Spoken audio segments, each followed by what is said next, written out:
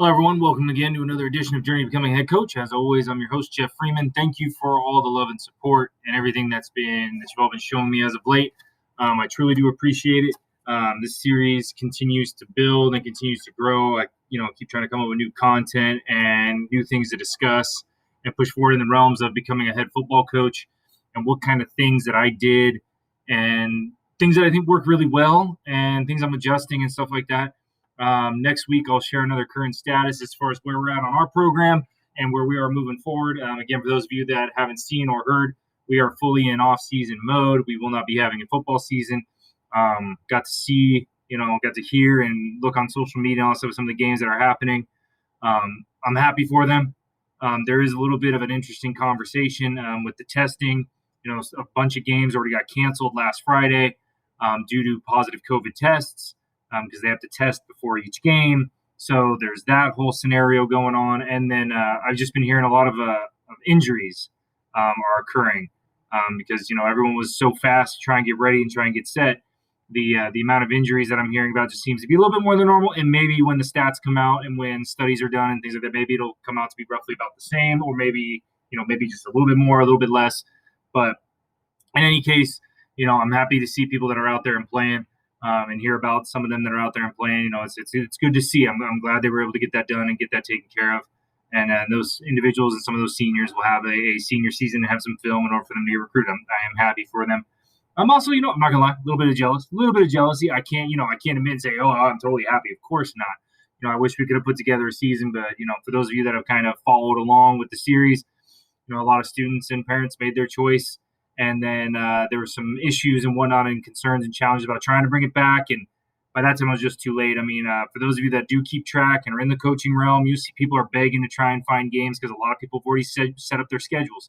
And there's not very many freshmen and JV teams out there. Everyone kind of focused on building a varsity team because they wanted those seniors to have a last year. So not a lot of emphasis came out on freshmen and JV. So there's a lot of teams looking for games all across California. So it is kind of the wild, wild west out there. You got people reaching out. I've been contacted daily about, hey, you having a season? No. And it's always different schools because once I tell a school, no, we're not having a season, they don't contact me back. But daily I get hit up, by either a freshman or a JV program. Hey, you having a season? No, we're not. Everyone pretty much knows that our varsity team is not. Everyone's pretty much seen that. So I'm talking about people that are well outside our county that do not know or have seen that we've stopped. I mean, I've been hit up by people in the Bay Area, down south, all kinds of stuff as far as like, hey, you're going to have a season. And as far as high up north by that Oregon, California border hit me up as well. It's like, no, we're not having a season. So everyone pretty much locally knows. So, that is what it is. But people well outside our 50-mile kind of target zone have been hitting me up for the most part. It's died down a little bit. It was hard last week getting hit up by some individuals outside of that 50-mile radius. But in any case, today's topic, we're going to talk about building a binder. What should a binder look like? Why should I build a binder? What in the world is the point of having something physical anymore? Freeman, everything's online. Why would I bother building a binder? That is a good point. There's a lot of things that are now, everything's online. Everyone's got Google Drive. Everyone's got hard drives, all that stuff, flash drives, all that stuff. Everyone's got things like that online where you can save it. However, I am a proponent. I am a little bit old school in this manner. I like meeting people face to face. I like shaking your hand. Yes, even in these COVID times, I do not fear shaking people's hands, and that might be kind of incorrect to say, but I don't fear shaking people's hands. I like to look them in the eye and have a face-to-face conversation if I can. And I like to see tangible things. I like to hold things in my hand. I like to be able to look at it, draw on it, write on it, all kinds of stuff. That's just kind of how I am. So, again, looking at this, why build a binder? Why have a physical binder? It's tangible. You got handouts, you got easy access, and it's a visible body of work and research. When I've walked into my interviews, I have this binder, that's like that thick, just sitting there. It's like, oh man, that's a lot of research. Like you just have that visible look. Now, of course, don't fill it full of paper that's got nothing on it because if they ask to see something, you got to make sure you got something. And of course, on the other side of this, you got your drive version. Always have an online backup. I can't tell you probably how many things I've lost before Google Drive was a thing and before flash drives were a thing. 10, 15 years ago, things that I've lost. Just looking back, like I don't have anymore because I drew it. It was on a piece of paper. Now it's gone. I don't have it anymore. So I'm trying to remember whether it was a conference, whether it was a meeting, whatever it may be, those kinds of things. Trying to remember if someone gave handouts. Do you still have those handouts? Can you turn them into online backups? Stuff like that. So that gives you an ease of access anywhere. I can pull it up here in my office. I can pull it up at my house. I can pull it up, at the stadium. I can pull it up anywhere if someone wants to look at something. You pull it up anywhere. So that's kind of the nice thing. Pull up and share. You make copies, write notes. It's experimentation. You can draw something, leave it on there for a little bit, come back to it and change it later. Whereas if you write it in pen or on paper and the paper gets torn up, I mean, it just allows for that. And you can store hundreds of thousands of resources. I don't know how many different programs, plans, PowerPoint slides, documents, videos that I have. It is ridiculous. I mean, to go through all of it. And of course, some people are like, well, don't you clean any of it out? No, I don't, because you never know. I tend to review different things, once a month or once a week. Kind of, if I got extra time, I'll go back through it. But, I want to read through this Google slide again, or I want to read through this PowerPoint or this PDF, or I want to watch this video again. Because every time I rewatch it, I always find something new. So having those resources just allows you to do that. And having that physical, tangible binder again, more for an interview, and honestly, more for your coaches' meetings. When you walk in, you can hand them stuff like that. Or if you're able to, meet in an office and have a slideshow and stuff like that, you can do it either way. I like to have both because, again, some people are like me and they like to have it in their hand and be able to write notes and stuff like that on it. Other people are like, no, just show it to me, give me a video, and let me go read it and watch it. So what should be in your binder? Now, of course, this is always could be a topic for debate. Some of you might look at me like, nope, that's too much. Nope, that's too little. Or where's this topic? Where's that topic? So how much, what topics, what tabs when you're building your binder? What should be in it? You. The binder is you. The binder is your ideas. It's your program. The binder needs to represent you. That's ultimately what should be in it. You decide what tabs. You decide, how in-depth things are. Because who are you sharing it with? Are you sharing it with admin? Are you sharing it with coaches? Are you sharing it? Who are you sharing this thing with? So ultimately, the binder is a representation of you. So whether it's on your Google Drive, whether it's on your hard drive, flash drive, whatever kind of drive, whatever it's saved under, whatever tabs you have, the binder represents you. When someone looks at it, they should be able to see your personality. They should be able to see your philosophy, your mentality of achievement, all that stuff on there. They should be able to understand who you are by looking at that binder. So that's kind of gives you a hint of what needs to be in it. It needs to be a representation of you. Change is good. My binder has changed numerous times. I mean, the first one I created, to be brutally honest, was pretty much my high school playbook. It was tight end, pro sets, trap, ISO, power, toss, with some play action, some bootleg, and 3-step, 5-step drop. Very little shotgun, very little everything. I mean, I started making a binder my senior year in high school. So my binder has changed, and that we're talking 16 years ago. 16 years, my binder has changed so much from where all I had was an offensive and defensive philosophy to you'll see kind of the tabs I've created over the years of things that I've learned that I need to be able to share not only with my staff, but with admin, with parents, so on and so forth. So having different tabs. So it's changed numerous times, countless times, sometimes within the same month, same year. I've changed it over the course to evolve not only with the game, but to evolve with myself. Because again, if I was running that offense now, some of you might look at that. That's a very Stone Age kind of offense. I mean, you don't even have an RPO in that offense. Like it is literally just tight end, 2 back. You got nothing else. So it was a very, very bare bones offense. Now, I mean, granted, at the same time, our offense did really, really well. We ran tight end, 2 back, a little bit of shotgun, but we formationed people to death, and we ran 3 or 4, run plays really well, and we ran 4 or 5 pass plays really well. So it looked like we actually had like 40 or 50 plays when in reality we only had like 9 or 10. So that was kind of the nice thing about that offense is we formationed people to death, and and we had a lot of success running that offense. So it was something I knew, it was something I was comfortable with, and that's what I put in my binder. If my head coach is seeing this, he's probably like, my offense was not bare bones. Stop lying. My offense was very complex, which again, from someone from the outside looking in, it was very complex. But when you were teaching it, it was very bare bones. When we had to learn it, it was very bare bones. So I loved it. I gravitated to it. And even in my junior college ranks, we ran stuff very similar. We ran a lot of ISO. We ran a lot of toss. We ran a lot of power and a lot of counter. And we ran it out of tight end formations. And we eventually ran it out of more shotgun than we did under center. So again, change numerous of times. You got to be able to change with the times, and it's got to be adjustable to your athletes and your overall, your demographic and everything else. So what tabs should you have? First, who is looking at it? Who are you sharing it with? Are you sharing it with your parents? Are you sharing it with admin? Are you sharing it with your players? Are you sharing it with your staff? Or are you planning on sharing this binder with just everybody that's going to be involved with your program? My binder is primarily built for 2 people.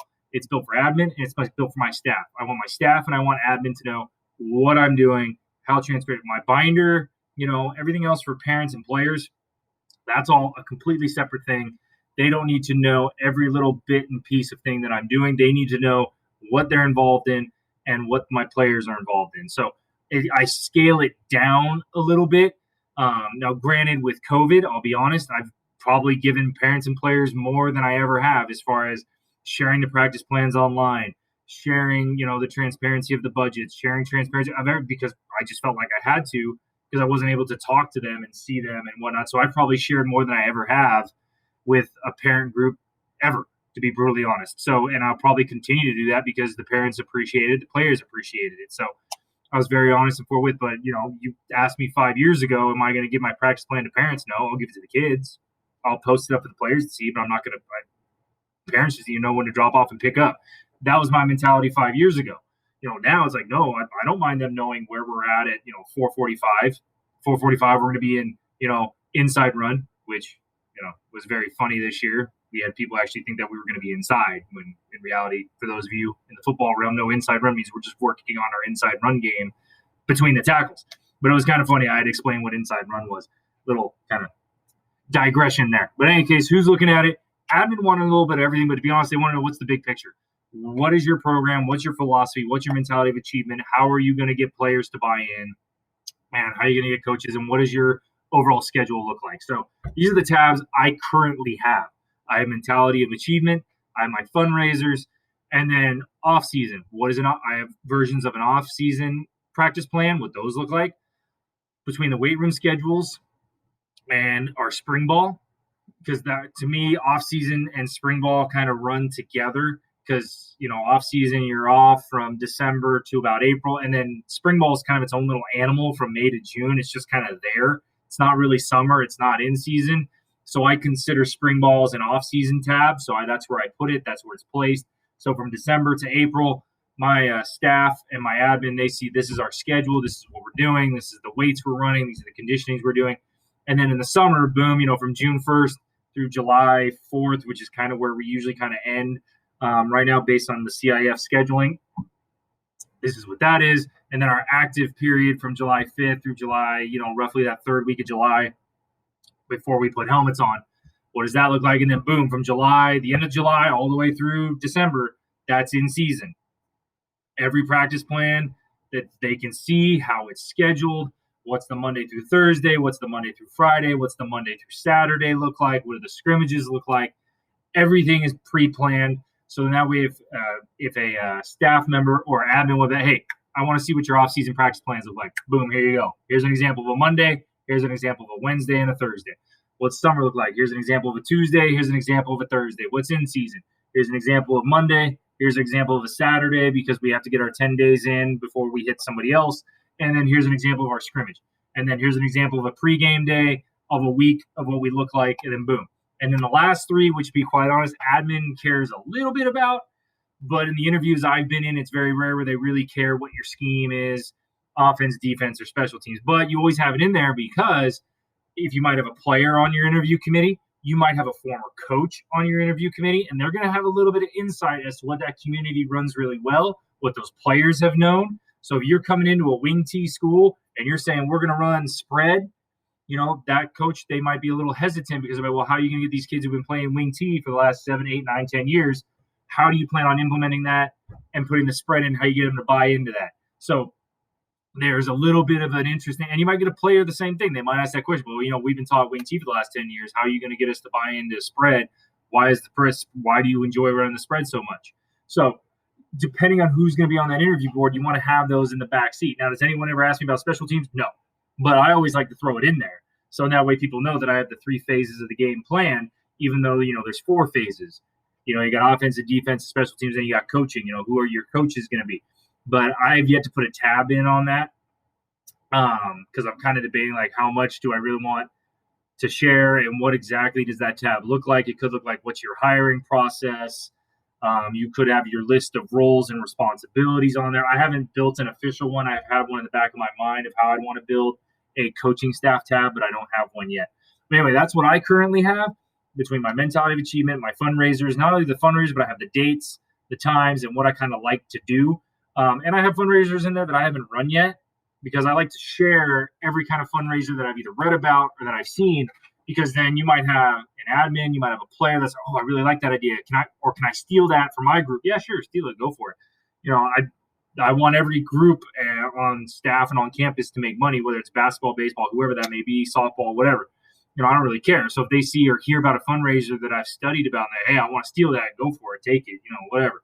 I tend to try and run right now. What works really well for us is a popcorn, a snap fundraiser, a couple of apparel fundraisers, and a fireworks booth. So we tend to do 4 big fundraisers, and then we leave the rest to our snack bar. And that, my first year, we ended up, making more than we needed, which was perfect. This year, different story because we didn't have a snack bar. So, but again, having that fiscal plan looks good to admin. If you walk in with no fundraiser, well, how are you going to operate your budget if you don't even know what kind of fundraisers you're going to run? Kind of goes the same thing. Like, you got to kind of have everything planned out and things like that as far as what you're going to do moving forward. So again, those are the tabs I have currently that I've created. Handouts, again, like we were talking about, these are just some nice, fun things to have in your back pocket. Practice plans, have, like we were talking about, have an off season, have a summer, have an in season, have at least one of each. And you can ask beforehand. I've always asked, like, how many people are going to be in the interview room, or who's going to be at my staff meetings, how many people are going to make it. So then you can print out physical copies. So if you're going to do a Tuesday of your off season, you can print out 10 copies and make sure everybody's got one so they can follow along and read with you. Or I've done this too, where I print out one of each day, and then I just kind of repeat that. So then someone has a Monday, someone has a Tuesday, someone has a Thursday, someone has a Friday, and everything's kind of, mixed mangled. Everyone kind of compare notes. Okay, so it's not the same plan every day. So they can see it's not, okay, well, it's not just a copy paste plan, so it's not going to be boring. Same thing with summer, same thing with in season. Award systems, if you got an 800-pound club, 1,000-pound club, at the school I played at, we had Ironmans, which we're trying to kind of do something along those lines here. We're trying to play games with that and, just get kids involved with lifting. Do you have something on attendance? My first year, we had the thing where, whoever was here the most got their first pick of the jersey numbers, and things like that. So that's kind of how we, manage that. And then typical game day. Sorry, I got somebody calling me here real quick. So give me 1 second. We'll just kind of let that go. But in any case, typical game day. And then best offensive, defensive, and special teams plays. That way you can share. Everyone gets to see something, and everyone gets to have those. And again, you can do the same thing where you just play one offense, one defense, one special teams for everyone, or kind of rotate it if you want. It all depends on how you want to play that. So again, that's my take on building a binder. It's you. It represents you. Have all the pieces. Have things there for you. So then that way it's an easy, not only a guide for yourself, but a guide for anyone in your interview and your staff meetings, player meetings, whatever you want to use it for. Just understand a binder is a good tangible thing to have. Then obviously you have an online backup. So that's it for today. I want to cover a physical binder and kind of what I view it as and why I think it's important. Thursday coming up, we're going to go over blitzing from the defensive back position. So we're going to cover some corner blitzes and some safety blitzes, things that aren't really accounted for in pass protection. So I hope you all enjoyed this video. Again, like, share, subscribe. If you learned something, share it. Thank you all for your time. Be great. Push limits. Hold the line. Have a great day.